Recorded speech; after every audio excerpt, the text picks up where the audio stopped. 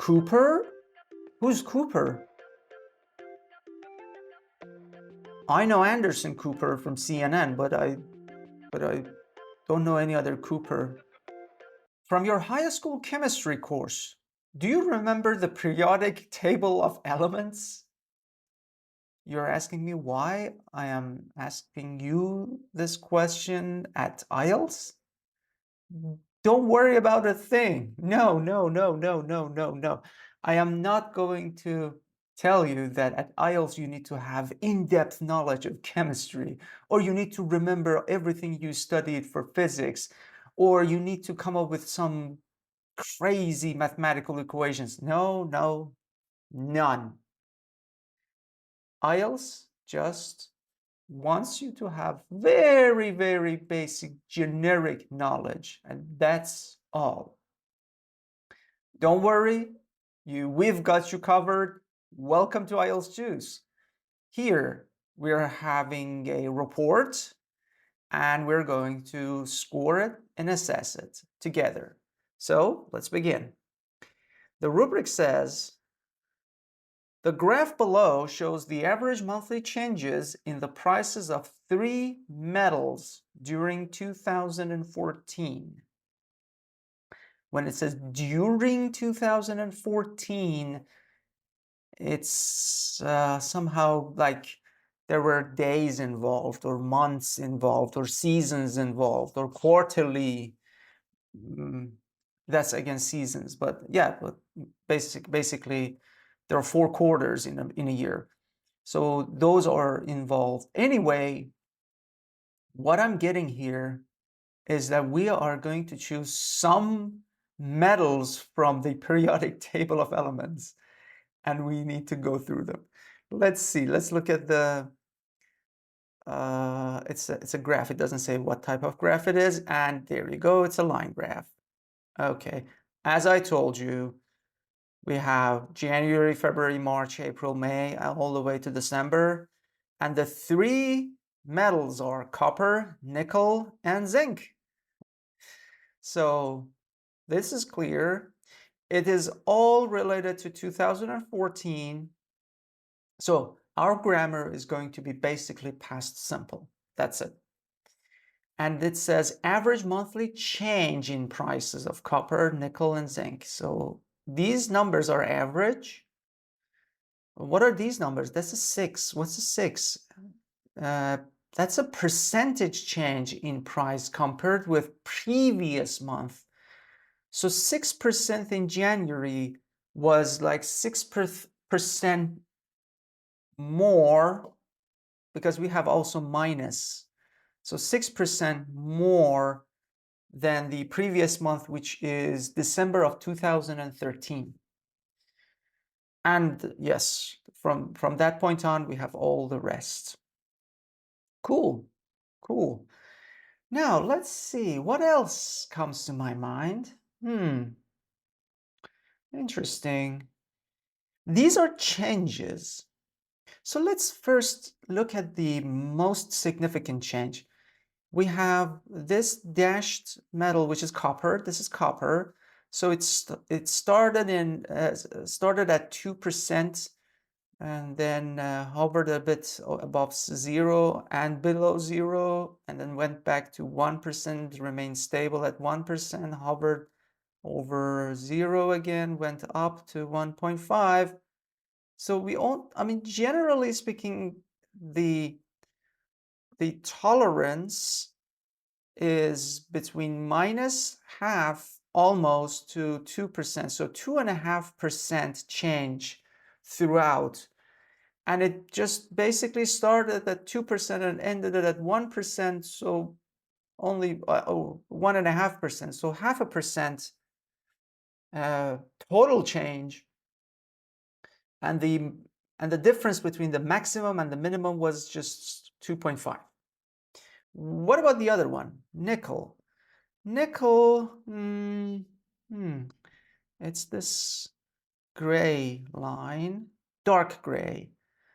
And wow, this was 6, and whoa, -6, 9%, the maximum tolerance. plus 6% and 3% below. What about the other one? Yeah, it went from 6% and it ended in 1%. So 5% change and 5% reduction. So it's in total a negative change. And zinc, 1%. Oh, the maximum is 3% and the minimum is -1. So 4%. But started at 1 and ended at 2. So again, 1% total change, and the maximum change was 4%.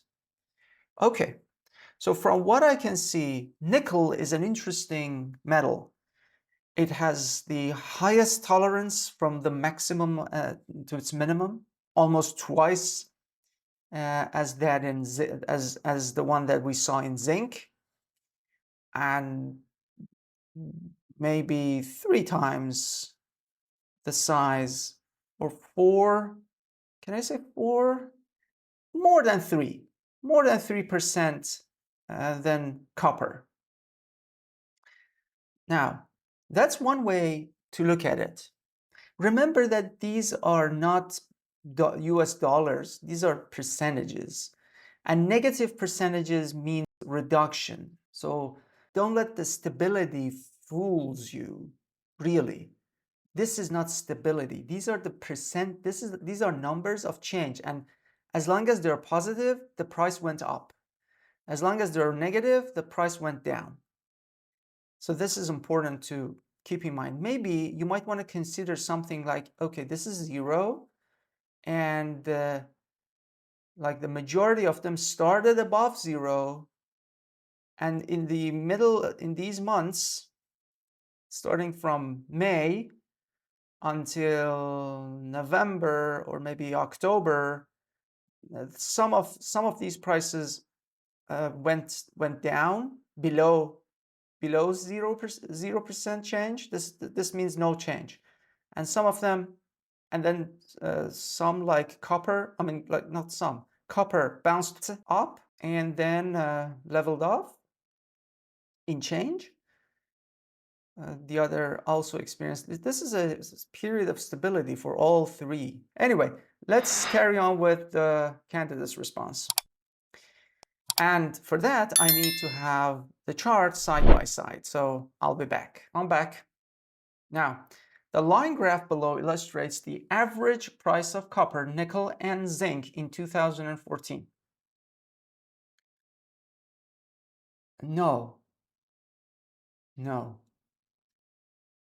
It doesn't say the average price of copper. It's the average change in price of copper. So the changes in price of copper in percentages, or the price change, or not price changes, but the amount of change that happened, that took place for copper in 2014. That's the target, not the price. I do not see any price. When I said $1,000 as an example, it's just an example. It can be $10,000. We don't know. Per 1 kilogram of copper, per a ton of copper, we don't know. We don't have that information. We don't have any information about the price. In the first month of the year, okay, the price of nickel, no, not the price, was higher than the other 2 metals. No, we don't know that. That's false. That's factually wrong. No, we don't know the price was higher. This could be $100 and this one could be $1 million. The other one could be $1 trillion. But it just increased 6% from 100 plus 6%. This one was $1 million, but increased only 2%. This is not correct. The highest amount of changes was related to nickel. That's good. In March, the price of nickel became 1/6. Again, wrong. Compared to January. No, this is not the price. We don't know. The change became, the rate of change became 1/6 of that number in January. And after that, it remained stable for a month. In May, it decreased a little and reached its lowest value in the middle of the year. During the month, it increased about 2 times and was stable for 3 months. 2 times? In May, it decreased a little. Is that a little? And reached its lowest point. Is it a little decrease? It's just a little decrease. It reached its lowest value in the middle of the year. Okay. During the month, it increased about 2 times. From -3, 2 times. 2 times -3 is 3. Again, that's factually incorrect. Oh gosh. During the month, it decreased about 2 times and was stable for 3 months. That's correct, that the changes remained stable, not the price. It decreased slightly in October compared to September, but increased again in the following month and was stable until December. The whole concept is not understood very well, so that's why we have these multiple factual mistakes. Cooper? Who's Cooper? I know Anderson Cooper from CNN, but I don't know any other Cooper. Anyway, copper. You see the spelling is over here. Why did we go ahead and spell it incorrectly? It's in front of us. Copper didn't change much compared to the other 2 metals. That's a good assessment. I like these opening statements. This one is also accurate. The previous one was also great, that you measure the amount of change and you come up with a paragraph based on that. I don't know, but I'm getting this logic that we are going to devote 1 paragraph each. Like there's going to be 1 paragraph for copper, 1 paragraph for nickel, and 1 paragraph for zinc. It's going to increase our word count. It's making our job a lot harder. At the beginning of the year, it was in the 2nd place. And at the end of the year, with a slight decrease, it was still in the 2nd place. Good, good. Until the middle of the year, the price, again, not the price, not Cooper, was decreasing compared to the beginning of the year. Okay. But then it increased a little and was stable for 3 months. Oh. Okay, so we're talking about copper, not Cooper. Okay, it increased, okay, and stable for the 3 months. From September to October, why should we go ahead and report this? Is this really significant? Decreased a little again and remained stable until November, and finally increased a little in December. We don't have to report every single detail. That's why we're missing the point. If we just go ahead and talk about every element, every metal here, then we just write words and it becomes mechanical and boring, because we have to now report every single up and down, every single change. That's really boring. I mean, it's much better to maybe devote 2 paragraphs, just one for the positive changes, the other for negative ones, or we just talk about the amount of change and the one that had the highest one, the one had the lowest one, and the middle one. We still come up with 3 paragraphs, but now they will be different at least.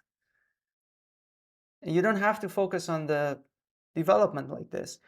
Or you can basically go from, I mean, all these elements had a decline or experienced a decrease all the way until June, and then a little bit better until July, but it remained stable.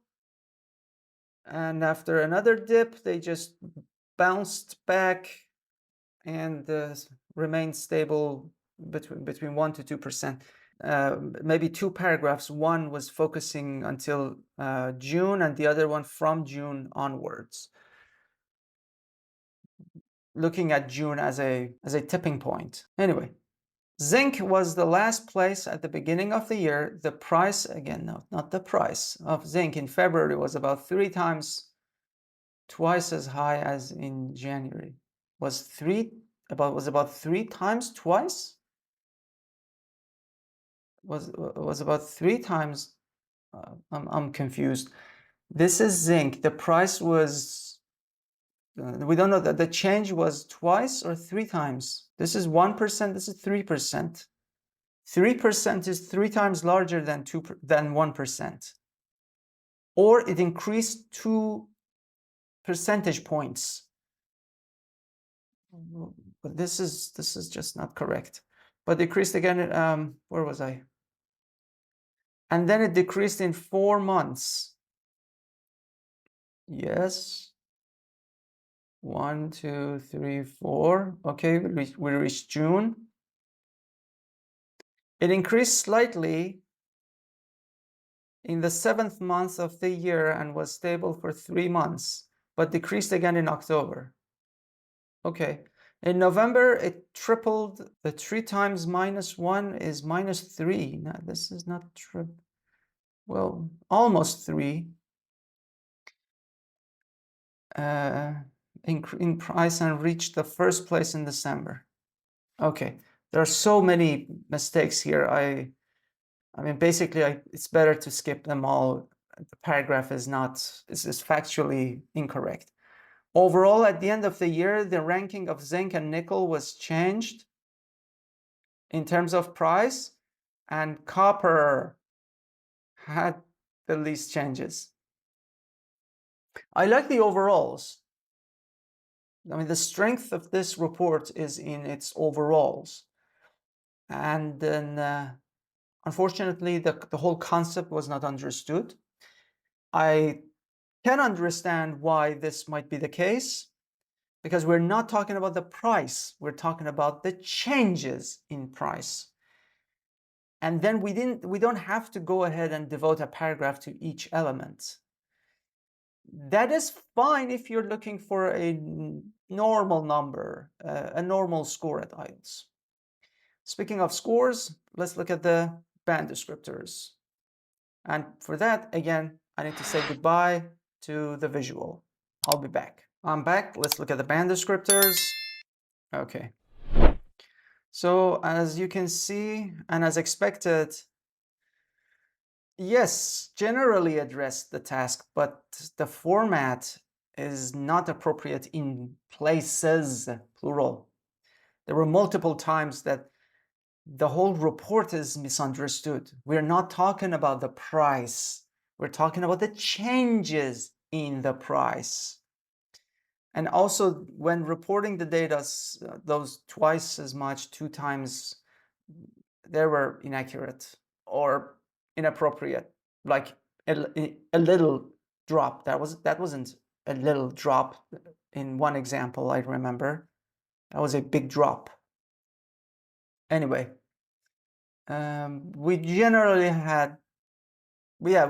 selected basically all the bits of information available, and we reported them. That is the root cause of this being mechanical. I understood the logic. The logic was to devote to devote a paragraph to each element, to each metal. But yeah, it backfired because we now have all the elements, very small changes, ups and downs. The topic sentences were very good. That's why it deserves a 7. The conclusion wasn't a paragraph again, which again, we're talking about for higher score, why it's not 8, why it's not 9. That's the reason for paragraphing. But even with that, it wouldn't exceed 6 in coherence and cohesion. I did not pick many errors in vocabulary and grammar, except those like Cooper errors. But generally, because the text was mechanical, the variety wasn't there. We just had the bare minimum vocabulary and maybe a little bit of complex structures for grammar. So we needed more variety and better grammatical structure, better grammatical structures, of course. I'm happy to say that the number of errors really was low in both cases. The sheer number, just the number of errors was low, but that's not it. It didn't affect my understanding of vocabulary, but it affected a little bit in case of grammar. And that's about it. I hope you have had wonderful takeaways from this report. It is a tough one. I challenge you to give this one a try. And if you have any questions, feel free to write in the comment section below. And if you wish to see the improved version of this with a sample that IELTS Juice believes is a very good, is a 7+ sample, click in the description. There's a link that will take you to the IELTS Juice website.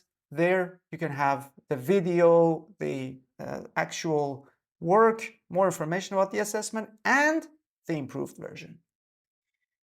If you wish to see more videos on how we assess reports, other reports, or maybe essays, click over here. Please consider subscribing for more content like this up there down below. And I hope I'll be assessing your report or maybe an essay next time. Take care.